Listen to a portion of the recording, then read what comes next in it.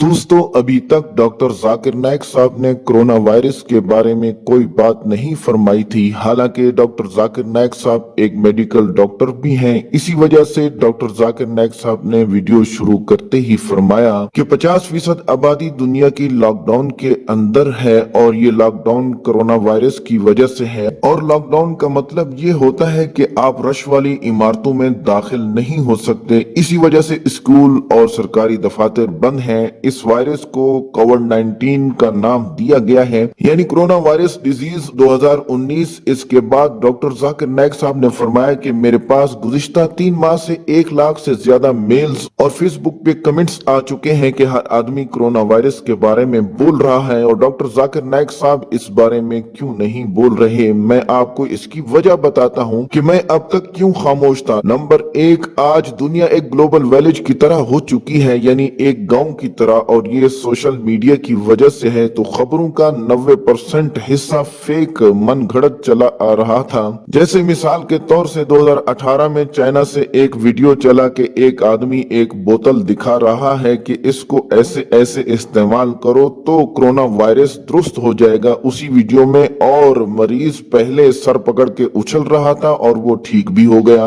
और ये 20 मिनट की वीडियो थी। मैं मेडिकल डॉक्टर हूँ, मुझे पता है कि कोरोना वायरस दिमाग पे कोई असर नहीं करता और उसने सर पकड़ रखा था। दूसरी मिसाल 2020 में एक डेटॉल की बोतल मिली जिसमें लिखा हुआ था कि ये कोरोना वायरस को मारती है। जब मैंने उसकी मैन्युफैक्चरिंग डेट देख तो वो 2018 की बनाई हुई थी और 2018 में कोरोना वायरस का नामो निशान न था। यहाँ से पता चलता है कि ये सबको प्लान किया गया था। लेकिन एक बात से मैं बहुत ज्यादा परेशान हूँ कि इस वक्त बड़े बड़े उलमा और फुकाहा और डॉक्टर्स क्यों अपनी तरफ से बातें कर रहे हैं और वबा के बारे में जो प्रॉफिट मोहम्मद सल्लल्लाहु अलैहि वसल्लम ने फरमाया है वो क्यों नहीं बता रहे हैं। अगर आप कुरान और हदीस से सही फतवा देंगे आपको डबल सवाब मिलेगा और अगर आप सही नीयत से फतवा देंगे और इसमें गलती भी होगी तो 1 सवाब मिलेगा। लेकिन आप क्या कह रहे हैं कि 3 फुट के फासले पे नमाज पढ़ो। बाज जगहों पे तो ये भी है कि सिर्फ अजान होती है, नमाज घर में पढ़ो। हालांकि मोहम्मद सल्लल्लाहु अलैहि वसल्लम के जमाने में वबा के मौसम में भी ताउन वाले मरीज भी सफ में खड़े होते थे, क्योंकि नमाज में शिफा है। अगर डॉक्टर गलत दवाई देगा तो लोग मर जाएंगे, लेकिन अगर उलमा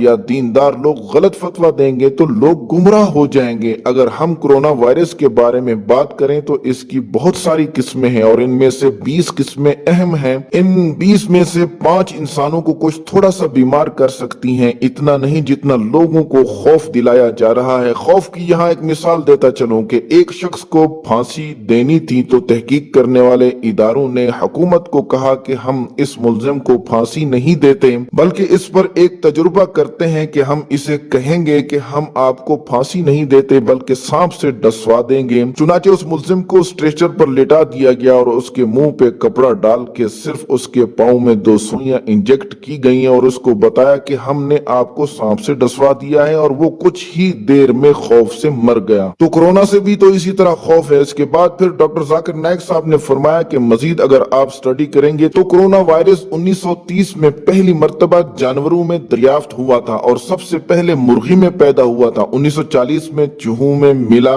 कि इनको भी कोरोना वायरस हो सकता है। इंसानों में पहली बार 1960 में कोरोना वायरस दरियाफ्त हुआ और इसे इंसानी कोरोना वायरस कहा जाता है और अखबारों में इंसानी कोरोना वायरस प्रिंट होके बाजार में 1968 में आया और सार्स कोरोना वायरस 2003 में चाइना में शुरू हुआ और ये खबर सबसे पहले WHO इदारे ने दी थी। दूसरा कोरोना वायरस जो इंसान में पाया जाता है इसका नाम मर्स है। ये कोरोना वायरस की नस्ल है, 2012 में दरियाफ्त हुई थी और पूरी दुनिया में इससे 2,04,014 लोग मुतासिर हुए थे और 858 लोग इससे मर गए थे। ये 24 ममालिक में फैला था और आज 2019 तक 2090 केस इस बारे में आए पूरी दुनिया से और सिर्फ 815 लोग इससे मरे और ये डेथ रेट बनता है 34.4% सिर्फ। और सार्स वायरस ने पूरी दुनिया में 8,98,000 लोगों को घेरा और 774 लोगों को मार डाला। इस वायरस ने ये डेथ रेट बनता है 10%। अभी कुछ महीने पहले एक और कोरोना वायरस दरियाफ्त हुआ जो इंसानों के लिए बहुत ही खतरनाक था और उसका नाम रखा गया कोविड-19 यानी कोरोना वायरस डिजीज एक्ट 2019 और اور میں آپ کو اس کورونا وائرس کے بارے میں صحیح معلومات دیتا ہوں۔ آپ کسی بھی ڈاکٹر، جرنلسٹ اور ویب سائٹ سے معلومات کر سکتے ہیں، وہ معلومات اسی طرح ہی ہوں گی کہ کووڈ-19 کورونا وائرس کے بارے میں ابھی تک کسی کو صحیح معلومات نہیں ہو سکی کہ وہ اس کی دوا تیار کر سکے۔ کسی کو کچھ پتہ نہیں کہ یہ کیا مرض ہے، اور سارے ایسے ہی چھڑلیاں مار رہے ہیں۔ اب ہم قرآن کو دیکھیں کہ سورہ حجرات سورہ نمبر 49 آیت نمبر 6 میں اللہ تعالیٰ فرماتا ہے کہ اے ایمان والو، اگر تمہارے پاس کوئی فاسق آدمی خبر لے کر آئے تو پہلے تحقیق کر لو، کہیں ایسا نہ ہو کہ آپ نادانی میں پڑ جاؤ اور بعد میں پچھتاتے رہو۔ تو جب ڈاکٹر اس وائرس کی بیس کو ہی نہیں جانتے تو اس بارے میں کیوں بول رہے ہیں؟ اب تک میرے خاموش رہنے کی ایک وجہ یہ بھی تھی۔ اگر WOC ادارے کی خبر کو دیکھیں تو 24 اپریل 2020 تک ان کی خبر یہ تھی کہ پوری دنیا میں 2,30,00,000 لوگ کورونا وائرس سے متاثر ہوئے ہیں اور 1,82,000 لوگ مر چکے ہیں۔ یہ ادارہ ہر منٹ کی اپڈیٹ دے رہا ہے اور یہ ڈیتھ ریٹ بنتا ہے 6.9.2%۔ جب ہم نے اس بات کا یقین کر لیا کہ کورونا وائرس وبا ہے تو ہم نے حدیث کو دیکھا کہ محمد صلی اللہ علیہ وسلم نے اس بارے میں کیا فرمایا، یعنی وبا کے بارے میں۔ لہذا محمد صلی اللہ علیہ وسلم نے صحیح بخاری میں جلد نمبر 7 حدیث نمبر 5728 میں کہ محمد صلی اللہ علیہ وسلم نے فرمایا کہ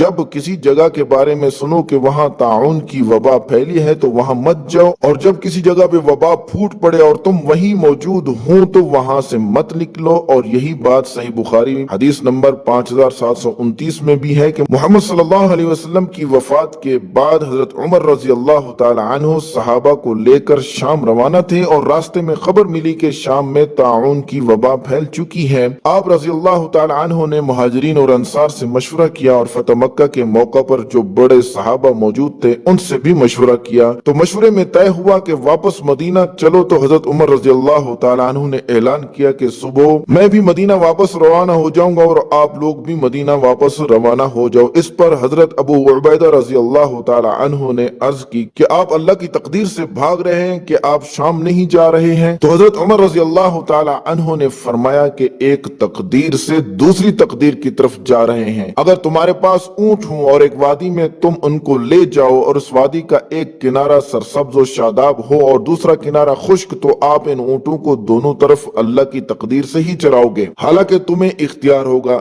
اسی دوران حضرت عبد الرحمن ابن عوف رضی اللہ تعالی عنہ تشریف لائے اور فرمایا کہ میرے پاس اس بارے میں ایک علم ہے کہ محمد صلی اللہ علیہ وسلم نے فرمایا کہ جب کسی جگہ وبا ہو تو وہاں مت جاؤ، اور اگر تم خود وبا والی جگہ پہ ہو تو وبا سے مت نکلو۔ اسی طرح محمد صلی اللہ علیہ وسلم حدیث نمبر 5707 میں فرمایا کہ جزام اور کوڑ کی بیماری سے ایسے بھاگو جیسے تم شیر سے بھاگتے ہو، یعنی کوڑ کی بیماری بھی وبا ہے۔ محمد صلی اللہ علیہ وسلم نے وبا سے بچنے کے لیے یہ بات فرمائی تھی۔ آج جو وبا سے بچنے کا طریقہ میڈیکل بتا رہا ہے وہ طریقہ 1400 سال پہلے محمد صلی اللہ علیہ وسلم نے بتا دیا تھا۔ ان احادیث مبارکہ سے ہمیں یہ بات واضح سمجھ آتی ہے کہ اگر کوئی شخص وبا سے مر جاتا ہے تو اسے شہید ہی کہا جائے گا اور اسے شہادت کا ثواب ہی ملے گا۔ لہٰذا احتیاطی تدابیر سے کام لیجئے، گھر میں رہیے۔ ہونا تو یہ چاہیے کہ ہر ملک ہی کرفیو لگاتا تاکہ اس سے لوگ مرنا بند ہو جائیں۔ ماسک لگایا کریں اور ڈیٹول سے ہاتھ ضرور دھوئیں۔ جب تک اس بیماری کی کوئی دوا ایجاد نہیں ہوتی تب تک ضرور دعا بھی کریں، اور رمضان المبارک میں افطاری کے وقت دعائیں ضرور کریں تاکہ جو لوگ غریب ہیں ان کو روزگار مل سکے۔ ویسے آج لوگ ماننے کے لیے تیار نہیں ہیں لیکن یہ حقیقت ہے۔ شکریہ، السلام علیکم۔